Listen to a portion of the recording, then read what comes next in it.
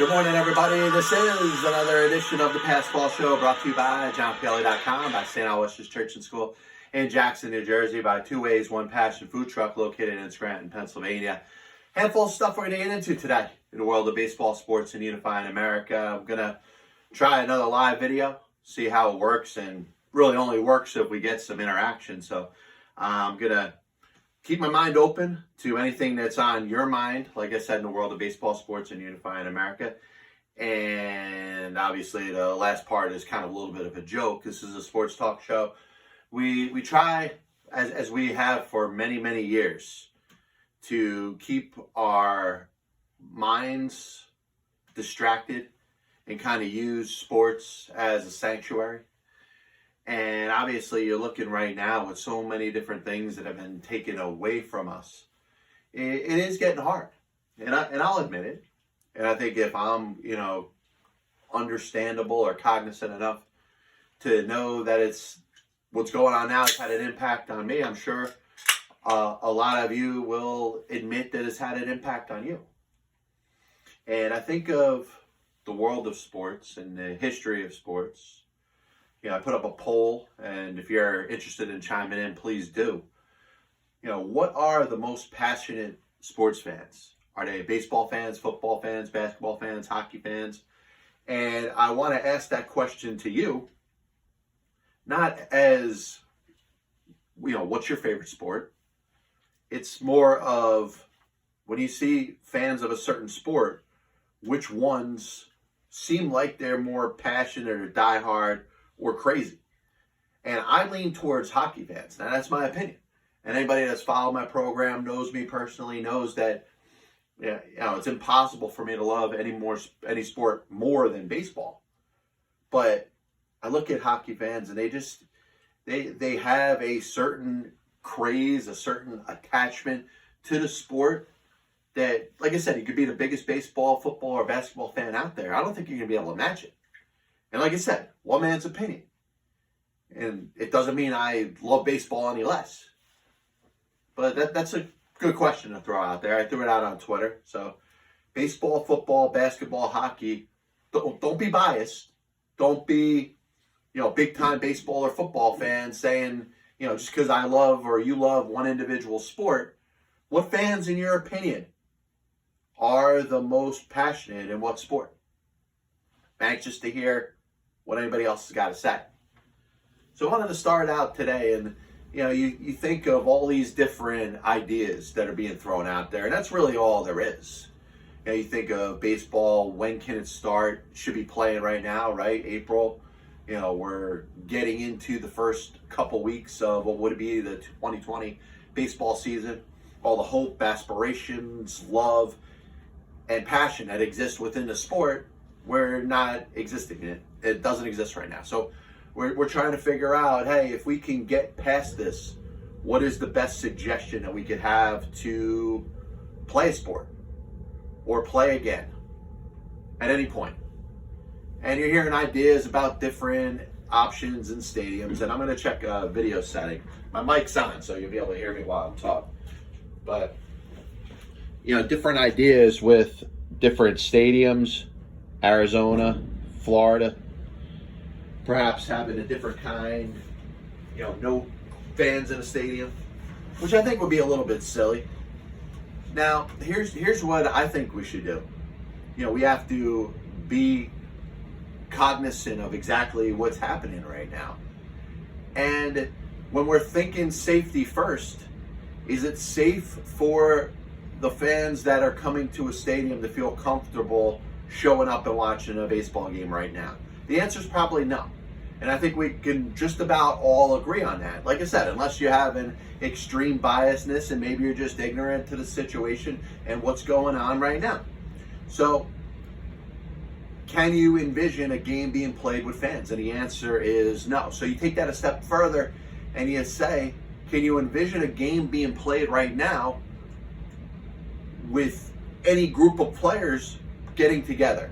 We're talking about, that word, and I'm not even going to bring it up. It's two words. One starts with an S, the other one starts with a D, and I'm not even going to mention it ever on this show. But all you have to do is just listen to John Q. Public. He'll say the word 100 times within about an hour. But how do you expect players to play a game and be close to each other? And what makes athletes any superior to you and I? So professional baseball players, hypothetically in this situation, getting paid millions and millions of dollars, are they above us? Are they automatically guaranteed to not be containers of this virus? So it's okay for them to get together and play a game? Which, yeah, from an entertainment standpoint, would entertain millions and millions of people. I get it. But what puts them in a better health position to do what they do? Because they're getting paid a lot of money? And is there any separation between that, taking a group of players, having them play on a field, and making sure that we have a bunch of people that are tested, put a bunch of kids in a stadium in some place in this country where the virus is not running so rampant, and allowing them to play in a game? And this is probably what a lot of people don't want to hear right now. I think a lot of people want to hear some more optimism. And you think about, basically a society right now that's basically being held hostage. It's basically being told to just give up and quit. Put your life on hold, forget about it. And there's no proof that many lives are being saved. Maybe some lives are being saved, but you don't know if this virus is going to stop because of what it is that we're doing. Is it slowing the process of something that's going to be inevitable and just catch everybody? Maybe. But I'm only talking about this as it applies to the world of sports. So if we're restricting ourselves, if we're holding the people in this country hostage, then what are we making exceptions for people to play just because they're professionals, just because they're entertainers? That's part number one. Part number two is the thought of changing a sport dramatically to appease fans or people that just want the entertainment. And once again, I'll use baseball as an example. Thought is, well, you keep an umpire away from the catcher and the batter, have a robotic strike zone, which is something that's been thought about over the course of the last several years. I don't know if it'll ever come to fruition, but it's one of the options. Talking about 7-inning baseball games, something we've never seen before. Games in neutral sites. How willing are you as a fan to compromise the integrity of a game that you've known and loved? Because that's something that needs to be discussed too. You have a 2020 baseball season, and like I said, if you're a football fan, if you're a basketball fan, if you're a hockey fan, assume at some point that there is some compromise of your upcoming season. But what you're getting out of it is you're getting games in front of no crowds, and you're getting a chance to see some live action with professional athletes for the sport that you love. How much are you willing to compromise what you have rooted for years upon years? I look at a 7-inning baseball game, that's not a real game to me. I look at a game that has not tried robotic umpires. They've never seen if it can work. We've never developed a system or a technology that has been proven to even do as good of a job as it would with regular umpires. And we're going to just roll it out now?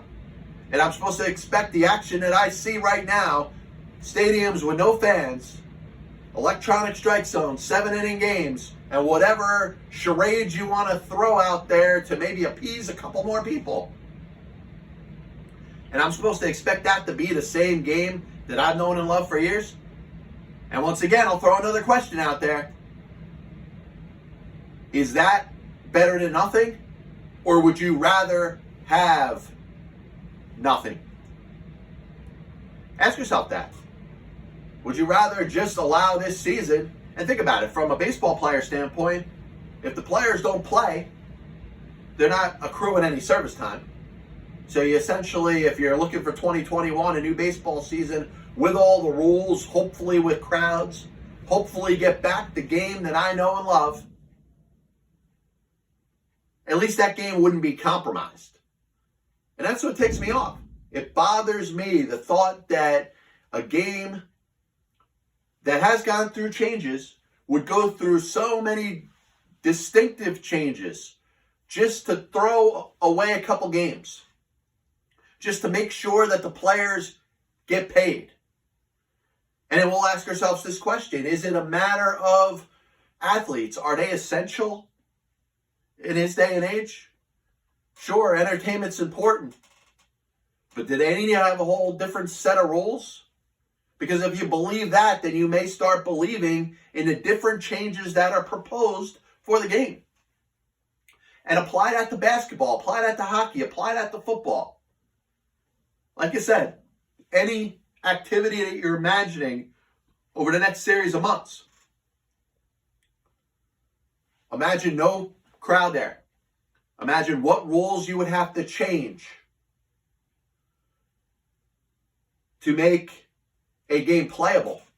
And once again, if I'm held hostage in my own home, like millions and millions of people are, what gives them the right to go out there and play and touch each other and be within 6 feet of each other? For what? Like I said, a compromised game, is that a game anyway? And I think that's something that should be asked. I think it's a very valuable question. And over the course of time, we'll see how desperate we get to find some sort of sanctuary. And once again, the reason why there's a cry out for sports is not just that it's seasonal, it's not just that it's time. It's this, the average fan wants that distraction. Well, right now it's hard to distract when nobody's allowed in that stadium. Right now it's hard to distract when people are locked up in their homes like they're serving a jail sentence. And it's hard to say it's okay if you get paid millions of dollars to have a different set of rules so millions of people can watch you in a game that's compromised.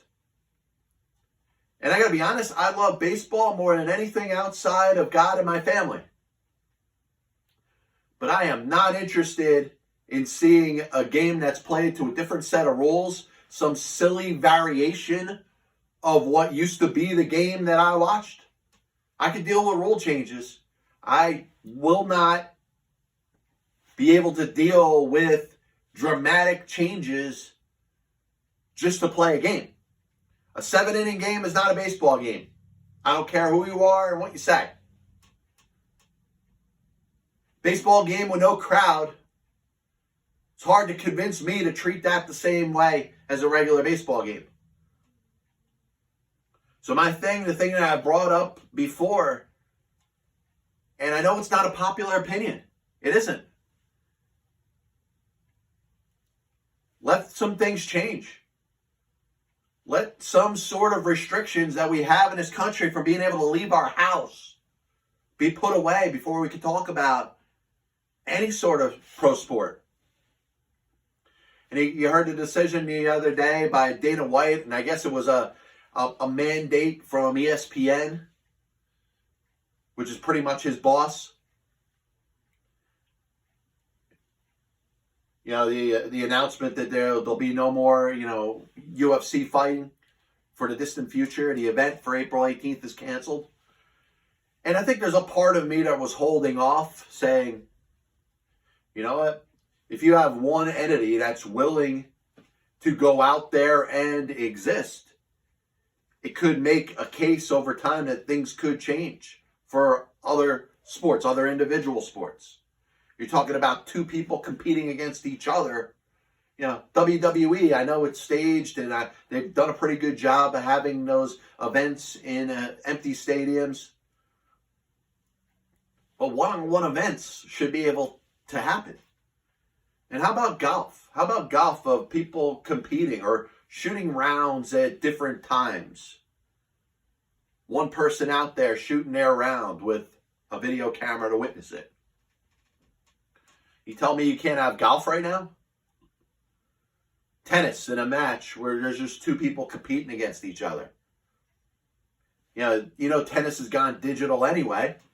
You don't really need a ref to tell you whether a ball is in or out. You can use a computer. I think there are things out there that can offer the fans something to see right now. But team sports, think about it. Think about the NBA.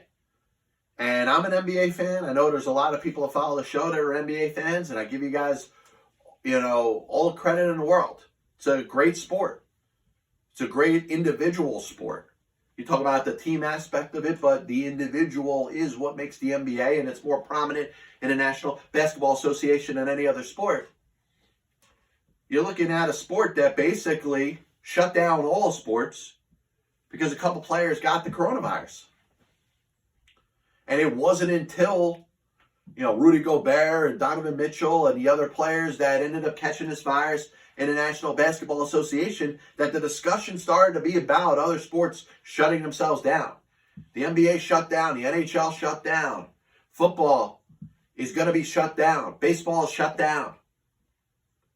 And all because a couple NBA players ended up getting this. So, if you're listening to or watching a show hoping that I could give you an answer of when you can be safe, when players can be safe to play a team sport,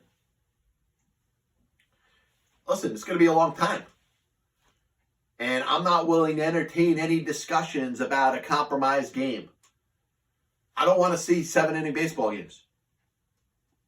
And if you want to see a 7-inning baseball game in a crowd that's empty, a stadium that's empty, I don't know what you're looking for. They're talking about, these digital games and video games and trying to provide some entertainment. That's all good. But if you're talking about organizing an event that is going to require people to be in attendance of, you're telling me that, you can't have any crowd whatsoever, but you could have a group of up to about 20 individuals on the bench near each other. You're going to spread them out across the stadium, really? And what about the batter, the catcher, and, if you do an umpire, but maybe if you don't have an umpire, what about the runner on first and the first baseman? What about tag plays? You're not allowed to tag somebody? This is getting way too crazy. And the best interest of doing what's fair would be to not think about having sports until we get some more positive news. Like I said, if we're being held captive within our own houses and are not allowed to leave unless we want to go get something to eat or we have an essential job, you tell me you could grab, 20 or 30 ball players, put them all together and allow them to touch each other. I think it's a little silly. So the other aspect of this, and this is something that really did bother me, and, listen, all the information isn't out, but you heard the XFL fell within compliance of other sports and decided to suspend its operation, canceled the rest of their season, which they didn't do anything wrong there. Everybody else did. Was it safe for those players to continue to play? The answer is probably no. Now, there's two aspects of this that I want to talk about. One of them, if it's possible, could it just be a series of things that are done for the sake of being done, announcing that the operations are suspended, announcing that any executives or people that are part of this league are now laid off and don't have jobs? Is that just a formality? Is that just something that people do? That the XFL is shutting down operations for the foreseeable future? Or is the XFL essentially quitting and putting itself in the past now, saying that they're never going to have another XFL operation again? Because if that's the case, then I got a problem. And I don't know if Vince McMahon himself is the one that's still running this, but for all of those that busted their asses to get a reincarnation of this league, can all understand that there is some, dramatic event that has altered everything, let alone sports, let alone something as small as the XFL. There's extenuating circumstances here. So if you're going to use that as an out to quit and to say that you're never going to put this together again, then shame on you. And if Vince McMahon, a person that has been known to be a tough guy, has been known to be that, tough businessman, he's making himself look like a fool here. Because if he's running the XFL and the WWE, he's got one product in the WWE, which is the only thing running right now. And the XFL, he's basically quit. So I think that's a little off. A little bit of a recap of what we talked about today. I did put the poll out on Twitter. I think I got about 2 people that responded to it. The most passionate sports fan is from what sport? Baseball, basketball, football, hockey. I want to know. And don't be biased. Factor all sports in. Factor the action that's on the field or on the court or on the ice. How the fans act and study the mannerisms of each individual sports fan. And I want an answer. Spoke about how much are you willing to compromise as a sports fan when you're looking at a season or a variation of a season. And it's easy to talk about baseball now because that's the game that's supposed to be going on now. Basketball and hockey, all right, if you resume it, how far are you willing to go? How far are you willing to compromise just to be able to watch a game that you know and love? Are you willing to, number one, accept not being able to see it in person? And number 2, how much, in regards to rule changes, are you willing to accept? As a baseball fan, I don't want anything to do with 7-inning games. As a baseball fan, I don't want anything to do with some sort of weird setting where there's basically semantics telling me that you're keeping a certain amount of space of players where they're standing or sitting within the confines of themselves. Because the game requires you to be close. The game of basketball, the game of hockey, the game of football requires you to be close. So if you're going to do anything that's different from the rules and the way the game is supposed to be played, I don't want any part of it. And neither should the players. Like I said, the players, because you're a professional athlete, you should not be given this executive status or this superior essential status that you could go play a kid's game and get paid millions of dollars for. What, because you don't want to lose your job? I think it's time you let it go out. You let the restrictions that are out there. Like I said, as your average American is being held hostage in their own home right now. 17 million people are out of work. If this is what's been decided and it's the best way to get through this virus, number one, hasn't been proven to do anything. The virus is still out there. It's still replicating. People are still getting it. People are still dying from it. Are we ever going to get to a point where it's going to be okay to leave your house again? Because that's what you got to start out by having. Once that happens, you go out there and you hopefully get together with a group of your family. You see some people that you haven't seen in a while. But sports, the contact, the closeness, the touching, you're telling me that you're going to basically break all those rules that we've set ourselves up to have so you can watch a compromised version of some game that we all know is not played, can't be played the same way that it was before.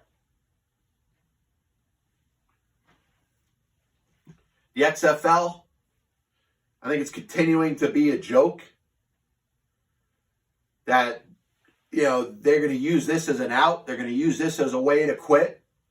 Why'd you even start the league up in the first place if you couldn't handle it? I understand you don't have the financing or the backing that major sports have.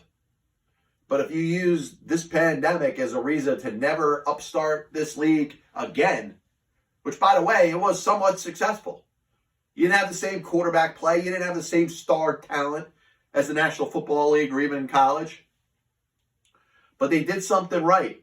And they had this going in a pretty positive direction. A sport that was growing. And you were creating a new breed of fans that were interested in what they were seeing. Now, suspending operations is the right thing to do. To quit and say there's never going to again be anything close to the XFL and say that definitively right now seems a little poor. Seems like a bad job. And if Vince McMahon has anything to do with it, there's nobody that looks like a bigger hypocrite than him. He's got the WWE on Mondays and Fridays on Raw and SmackDown. WrestleMania still goes on. The only sport that you're seeing in front of no people. And he's going to tell you, and hopefully I'm reading into this wrong, that there'll never be the XFL again. I think it's a bad job. A couple little tidbits I'm putting up out there. If you check JohnPLA.com, I'm getting up there. I'm up there in the 60s now, talking about the top 100 offensive position players of all time. And if you go to JohnPLA.com, you can see the list. I think it's like the top 32 that are to the right, and then in a smaller text is the next group of players. And if you hate the steroids era, or you are biased towards any sort of era or time frame in baseball history, you may not like the list. Because I factor in everything from the early part of the 1870s, when the National Association preceded the National League in Major League Baseball, the Negro Leagues. Talking about the best baseball players of all time. Offensive players. And the reason that I can't put defense in it, and this has been a good question, it's been thrown out there by a couple different people. The reason I can't throw defense in there, it's easy to calculate defense now. It's easy to use metrics to talk about defense over the last 20 years, 30 years, 40 years, 50 years. And if you really want to dig into it, you say, all right, 60 years. 2020 now, you want to go to 1960, and you want to talk about the best defensive players to ever play in baseball history. I think you could come up with a reasonable list. Now, you want to go before that, you're talking about a bunch of things that are different. Number one, the game is played different. The conditions of the fields are different. You want to go back to the 19th century and the dead ball era, you're talking about fields that aren't manned correctly or managed correctly. You're talking about fielders that are using dish rags for gloves. And you're talking about no way to quantify what a good defensive player in the 19th century or the dead ball era is. So if I'm talking about all time, then I want to make sure I have as level of a playing field as possible. That's why I'm not factoring defense in. Defense, you could talk about the greatest defensive players ever, and you could quantify it up to a certain point. But can you reasonably tell me how good of a defensive shortstop Honus Wagner was? Can you reasonably talk about how good of a defensive outfielder Sam Thompson or Ed Delahanty was? Can you tell me how good of a defensive first baseman Cap Anson was? The answer is no. And you could be the greatest baseball historian out there. You could be the modern day baseball fan and claim to know everything about the sport. You can't tell me how good of a defensive player those were. And you put them against the likes of Ozzie Smith and Brooks Robinson and Greg Nettles and Adrian Beltre and Omar Vizquel and Mike Trout.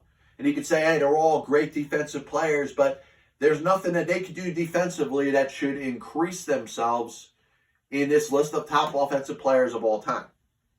So I'll continue to throw that out there. Any feedback necessary, you know how to get a hold of me.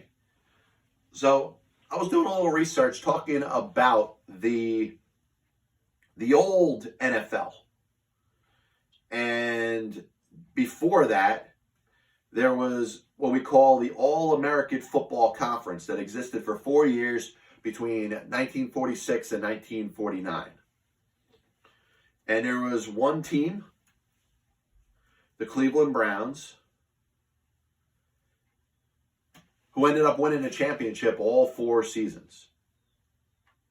Now, this was a game which I guess becomes the precursor to over time of what becomes the American Football League. Like I said, it existed 4 years, 1946 to 1949. The Browns won the championship each of the 4 seasons. Paul Brown, Otto Graham. And we talk about, and I mentioned on this show, one of the franchises that get known to be such lovable losers in a history of the sport.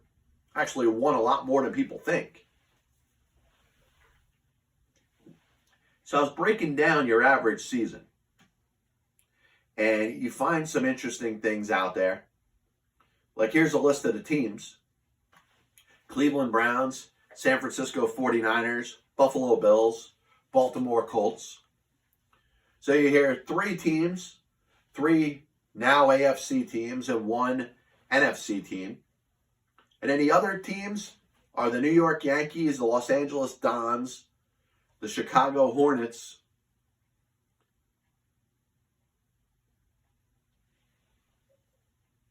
and the Buffalo Bills. So Browns, Bills, Colts, 49ers. Okay, the other 3. Yankees, the Dons, and the Hornets. So the Yankees had a player by the name of Spec Sanders. And probably a very underrated player at the time. But it was a guy that could do it all. He was a quarterback. He was a halfback. He led the league in rushing.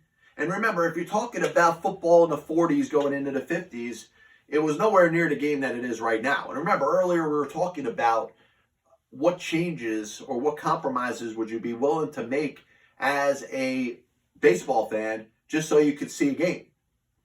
Would you play a completely different game, or would you allow the players to play a completely different game just so you have something to watch? See, I wouldn't do that. But football in the 1940s, going into the 1950s, the quarterback essentially was the halfback. So Spec Sanders, playing for the New York Yankees for 3 seasons, from 46 to 48, ends up playing in the New York Yanks of the National Football League in 1950. Now, what's ironic about that, he's a defensive player. He ends up leading the league in interceptions. And this is a player that probably doesn't get the amount of respect that he deserves. And you could say there has to be some sort of prerequisite, how many years you have to play to be in the Pro Football Hall of Fame. But I think you should look this guy up. He was born in 1918. He died in 2003, at the age of 85. He went to college. He went to the University of Texas, same place that produced the great Earl Campbell, who I'm looking at his jersey right now, one of the greatest of all time. He was drafted by the Washington Redskins, never made it to the NFL. And pretty similar to what we were talking about before, the importance of having a league, whether it's the XFL or something similar. There was the USFL in the 80s, which produced so many very good NFL football players. You need to have some sort of developmental league or some sort of option for players to go to if they can't cut it in the big time. Maybe it's just opportunity. Maybe there's 32 of the same player, one on each team, and you're at 33rd. You want a chance to shine. Sports, you've seen from players coming all over the world, all from different types of places, and have gone out there and played. And have played in competitive leagues against other competition. And what stands out to me is the fact that if it wasn't for the All-American Football Conference, you wouldn't have seen some of the great players that we've seen in the National Football League. If it wasn't for the USFL, if it wasn't for the American Football League, which eventually merged with the National Football League. All of that is proof that there are really good players out there that aren't just confined to the National Football League and its 32 teams. So, to make my long point about Spec Sanders, I think he belongs in the Hall of Fame. A guy that played 4 years in the All-American Football Conference, or actually 3 years there, 1 in the NFL, played for the New York Yankees from 46 to 48, and then the New York Yanks of the National Football League in 1950, a quarterback, a halfback, and also a cover corner and a safety who had 13 interceptions in his one season as a defensive player. I do want to thank everybody for tuning in. This is the Passball Show brought to you by JohnPLA.com, by 2 Ways, One Passion Food Truck located in Scranton, Pennsylvania, by St. Aloysius Church and School in Jackson, New Jersey. Did want to mention Al Kaline, and obviously rest in peace, one of the better known baseball people out there. You'd be hard to find somebody that has something bad to say about Al Kaline. Just an exemplary individual. Seems to be loved by everybody. And Janet, thanks for the comment. Hope everything's going good with you too. Stay safe. So Al Kaline was a great player.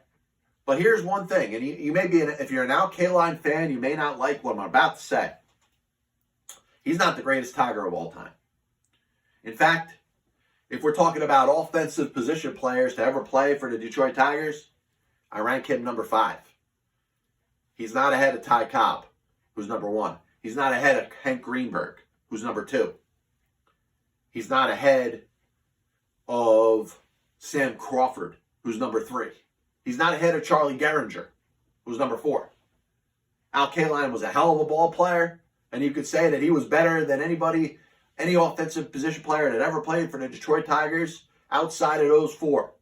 And he's a Hall of Famer. He's got 3,000 hits. He has 399 career home runs, was a million-time All-Star.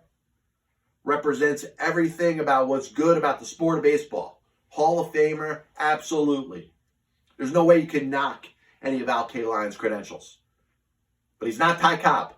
He's not Hank Greenberg or Sam Crawford or Charlie Gehringer. I do want to thank everybody for tuning in to the Passball Show. We gave the live shot again. Like I said, trying to bring people together, discussion about baseball, sports, and unifying America. We know, tongue-in-cheek, unifying America, the whole thing. So, God bless you. And as always, I'll see you on the other side.